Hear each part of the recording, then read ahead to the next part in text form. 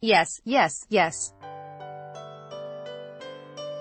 Of course, comedian, musician Bo Burnham is answering, with only a little impatience, the question everybody asks him about 8th grade, his acclaimed debut film. Wouldn't it have been easier for him to understand the mindset of a 13-year boy, rather than 13-year-old Kayla, played by Elsie Fisher, who is the focus of the film? Official 8th grade movie trailer 2018. Subscribe http://abo.yt/KC. Elsie Fisher movie trailer, release, the 13th of July 2018. More https://kinocheck.de/film/boo8/8th-grade-2018. After all, Burnham, now 27, was a 13-year-old boy once. He's never been a 13-year-old girl. It wasn't really a conscious decision, the YouTube star turned feature film writer, director said during a recent Toronto visit. I think I was trying to insulate myself from my own experience. I didn't want it to be a projection of my experience. I like nostalgic movies, but I didn't want this to feel like a memory. Article continued below. I want it to feel fresh. I was never a 13-year-old girl, but I'm not 13 years old now, either, and both lend themselves to just a specific experience. I want it to feel like someone looking out from within their experience, not someone looking back on their experience. Burnham had some inside help with understanding the female perspective. My girlfriend's a writer, director, so I consulted her when I was writing 8th grade if anything seemed too ballsy or way off the mark. But I felt a connection to Kayla. I felt like I understood her. I felt like we thought similarly.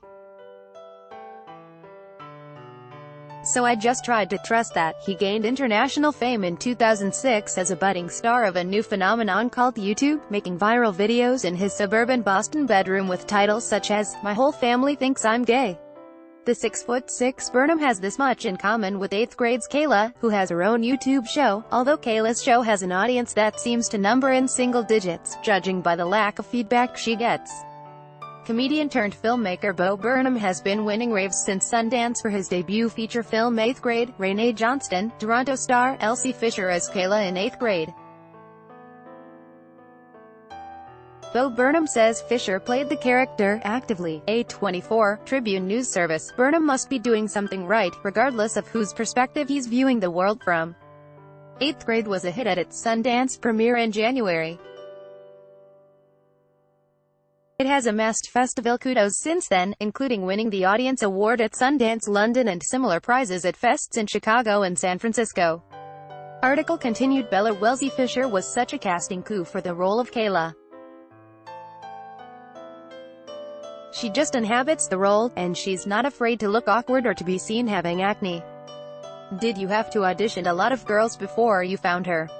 Yes, I saw everyone. Every kid, every actor that age. And she was the only one that felt real and alive and played Kayla actively. Everyone else felt like they were pretending to be shy, and she felt like she was pretending to be confident. Which is the whole role. She felt like she was being Kayla wanting to be other people, and everyone else was just trying to be Kayla. Kayla isn't an entirely sympathetic character. She's a little mean to her dad, ignoring him when he asks her at dinner how her day went. Yes, and it should be that way. Kids aren't perfectly sympathetic. No one is. And it's kind of the job of the dad to be her punching bag a little bit, you know what I mean. She wants to be mean to kids at school, but she can't. We can only kind of be cruel to the ones we love. And that's kind of his job. To like, she needs to get some frustration out. So let her get it out on you. It's because we are comfortable with them. It's actually a reflection of love sometimes, the comfort to be cruel. You made it look easy to have a worldwide YouTube audience when you started on it 12 years ago. Kayla doesn't get anywhere near the traction you did. But it doesn't feel like you're criticizing social media, you're just observing it. I'm just interested in the way kids interface with the internet. I'm interested in kids that aren't being seen, because that's the majority of the way actually people participate in the internet. It's a very, very small minority that actually go viral, but that's the only people we talk about. And as someone who went viral, I can tell you it's actually not very interesting. the more interesting thing is just the base personal emotional connection you have with the thing. So that's what I was interested in. It was really just trying to say, you're hyper-connected and you're lonely. And you're objectifying yourself. And you're expressing yourself, and you're stimulated, and you're numb, so if it was just bad, it would be so much easier to address. The internet would be so much easier to address if it was just this awful place. But it's not. I just think it deepens the entire spectrum of the experience. The highs are higher, the lows are lower. Everything is just more intense. You've said in previous interviews that people aren't asking the right questions about the internet. What do you mean by that? I just don't think we talk about it in the right way. I think we tend to talk about it in these big sweeping social terms, and we tend to hover over it. We're talking about the forest instead of the trees. And I wanted to tell a story from within the internet, and just take inventory of the emotions, and stop trying to process it, or theorize about it, or hypothesize about it. Because that's my issue. The internet is being talked about too generally and not specifically enough. Can you give me an example of what you mean by this? Maybe even talking about it is the problem. I'm not trying to talk about it, I'm just trying to describe how it feels.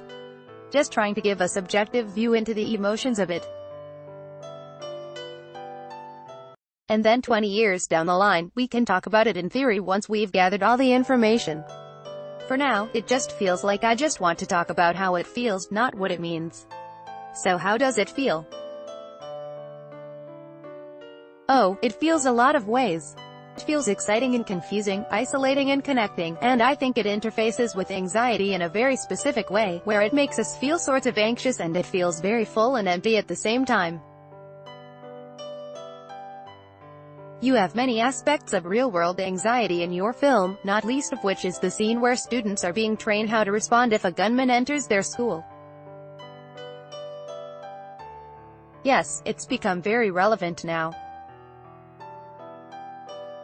Columbine happened when I was in 5th grade, so it's always been a part of my life, but so it was in there years ago, this scene, but now it's taken on a real sort of relevancy in what's been happening recently. Where do you think the world is headed with social media? I don't know, it's sort of unpredictable. I thought it reached a boiling point, and then it boiled over and kept boiling, and now the whole house is on fire. I don't quite know what's happening. I hope it becomes slightly more responsible, maybe a few more safeguards we can put into it. Or I hope we can have conversations nationally that aren't just passing fortune cookies to each other. That'd be nice. But I don't know what's going to happen. I don't know. I hope for the best. God help us. Peter Howell is the Star's movie critic based in Toronto. Follow him on Twitter, @PeterHowellFilm.